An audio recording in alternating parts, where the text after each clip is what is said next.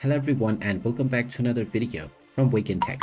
In this video, I'm going to show you how to add your credit card onto your Home Depot account.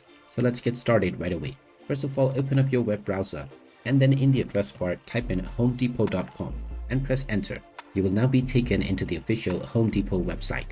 Now, if you haven't logged into your account already, click on the login button at the top right corner and enter your email address and password to log in.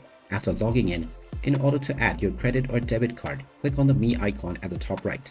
Then click on Cards and Accounts, and this will now directly take you into your account section. From this page, just click on Credit Cards, and you will now see the Add Credit Card button. Go ahead and click on it, and you will now be prompted to enter your card details. You can enter a nickname if you wish, which is optional, and now enter your card number followed by the name that is displayed within the card, and enter the expiration month as well as year. Then type in your security code or the CVV number and enter your entire billing address, including your first and second address line, your zip code, your city or state, as well as your phone number. You can then choose to make this your default payment method if you wish to do so.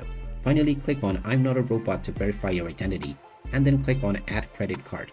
Once you click on this button and your information has been verified, your credit card will be added onto your Home Depot account right away. And now you can use this card to make your purchases. And there you have it. That is how easy it is to add your credit card on Home Depot. If you find this video helpful, make sure you hit that like button and subscribe to our channel if you haven't done so already.